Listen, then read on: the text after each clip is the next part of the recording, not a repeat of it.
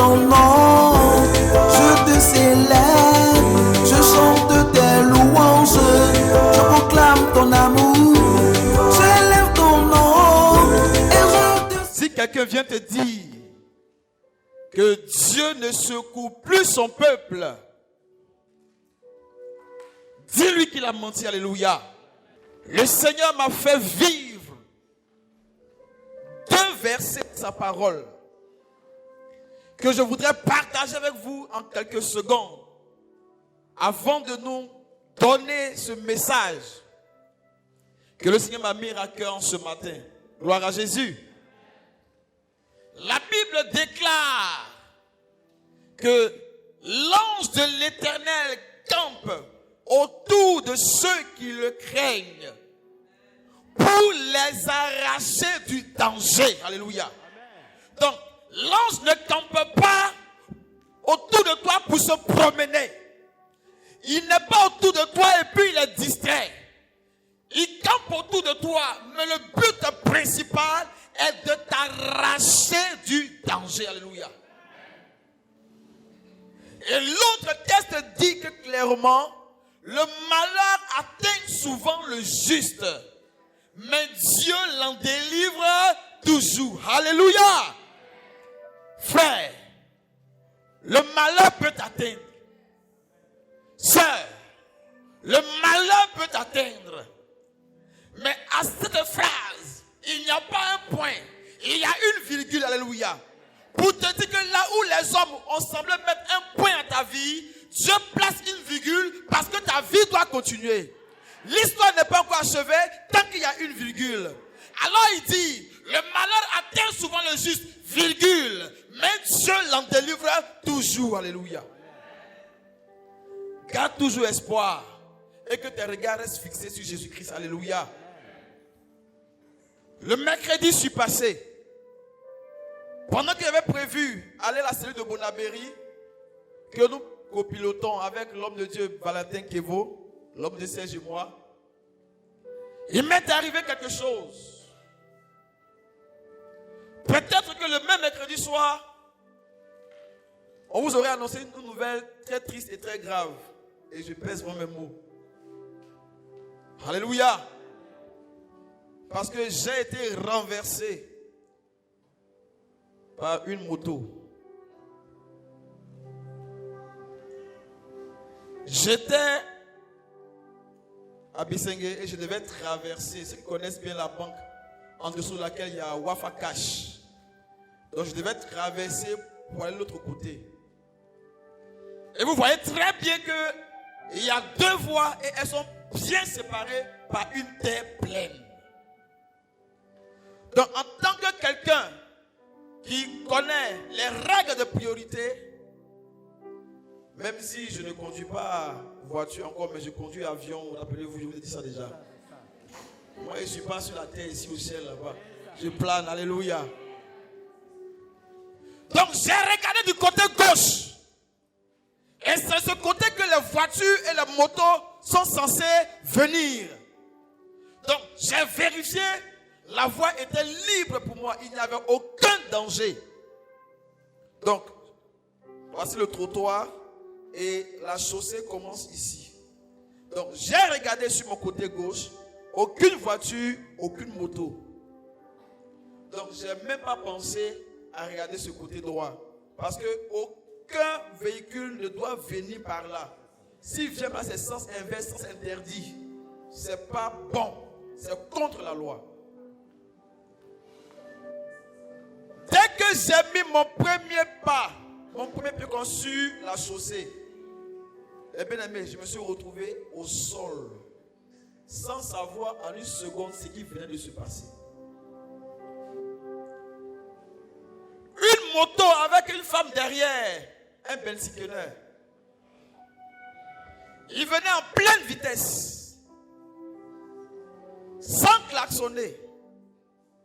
Et de plus, il n'est même pas au milieu de la voie, ou même l'autre côté au bord, car il est censé être là-bas. Mais il est du côté du trottoir, donc du passage des piétons. Et il vient en plein. Et c'était encore en journée. J'avais porté un tricot blanc. Donc Donc j'étais visible par tous les moyens.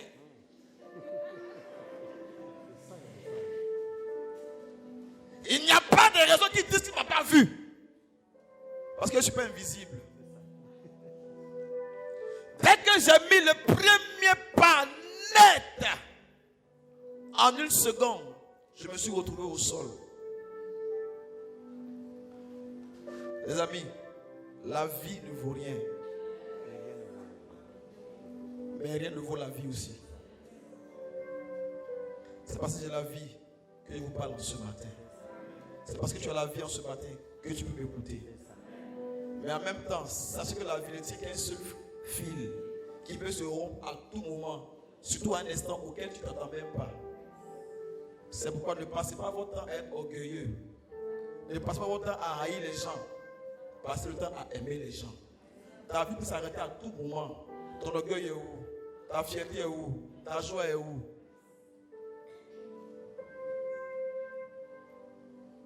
Mais le Seigneur qui campe autour de ceux qui le craignent pour les arracher du danger m'a arraché les entrailles de la mort. J'ai une égratignure à ma main droite qui a été cicatrisée jusqu'à présent, mais ça va. Je me suis levé. Il y avait de la poussière sur moi, je me suis nettoyé.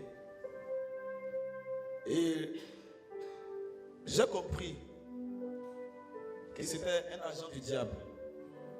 Parce qu'un être humain normal n'allait pas se trouver là. Et lorsque j'ai vu son visage, il m'a fait pitié au contraire. Mon téléphone était cassé, endommagé. Ceux qui se rappellent, j'ai écrit dans le forum que mon WhatsApp de Côte d'Ivoire n'est plus disponible. Vous vous rappelez? C'était pour ça, parce qu'il fallait mettre un nouveau WhatsApp. Et comme la puce ne l'est plus, donc j'ai préféré laisser tomber. J'ai pris notre téléphone avec lequel je me suis connecté. Notre Dieu, il est là pour nous arracher du danger. Faisons-lui confiance. Satan peut multiplier des plans, mais faisons confiance au Seigneur qui est là pour nous arracher du danger. Alléluia. Ça, c'était le mercredi. Le vendredi, à la cellule du soir de PK8, ce jour-là, tu m'as mis à cœur qu'on prie uniquement. Il n'y a pas eu de message. Et vraiment, moi, j'étais étonné. J'ai demandé qu'on prie pour un sujet pour lequel je n'ai jamais parlé. En fait, quand on a sujet de prière là, ce sujet ne m'est jamais monté à l'esprit. Vous savez c'est lequel? Vous savez c'est lequel? Je me mets à cœur qu'on prie pour les maisons qui brûlent à cause des bouteilles de gaz. Ceux qui sont assis le vendredi savent de quoi je parle. Je me mets à cœur de prier pour les bouteilles de gaz qui explosent et qui tuent des personnes. Et ensemble, on s'est levé, on a prié. On a prié, on a prié, on a prié. On a prié le Seigneur. Et on est parti à la maison. Le samedi, chez moi à la maison, ma femme et moi avons fait une sortie et nous sommes entrés à la maison. Et elle a mis la sauce à petit feu.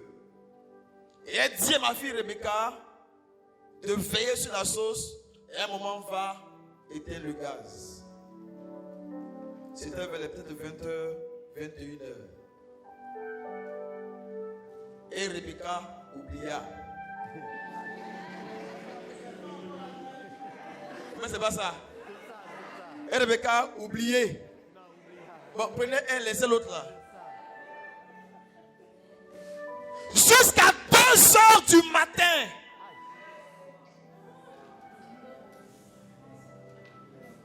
Dieu, il est ici. Écoutez-moi très bien, les amis. Ma fille Esther et ses soeurs ont dormi ce jour-là bizarrement au salon. Or, les enfants ont leur chambre. Et c'est à 2h du matin qu'elles sentent une odeur bizarre. Elle se réveille. La porte de la cuisine est ouverte. Le salon est ouvert. Donc la fumée entre facilement. Elle se lève, c'est un peu bizarre. Elle se précipite vers la cuisine. Voici la marmite en train d'être calcinée. Le feu était en bas de la marmite. Le gaz. Sur le champ, elle s'est précipitée. Elle a éteint d'abord le feu. Elle a fermé la bouteille de gaz. Ce qui est extraordinaire, les amis, mes enfants ne sont pas censés dormir au salon. Car si elles étaient dans leur chambre, elles n'allaient pas sentir l'odeur de la fumée parce que la nuit, elles ferment leur chambre et les fenêtres sont vitrées et fermées.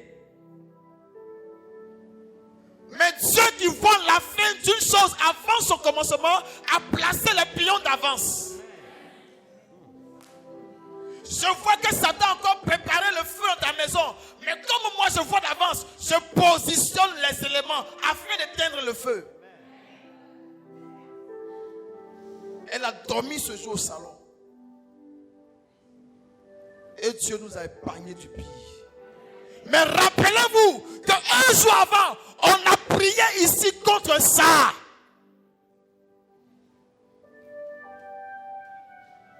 Il ne dort pas, mon Dieu, il ne dort pas. Il est l'éternel rocher, mon Dieu, il ne dort pas. Il ne dort pas, oh mon Dieu, il ne dort pas. Il est l'éternel rocher, mon Dieu, il ne dort jamais. Il ne dort pas, oh mon Dieu, il ne dort pas. Il est l'éternel rocher, mon Dieu, il ne dort jamais. Donc Dieu ne dort pas, frère. On peut faire des complots contre toi.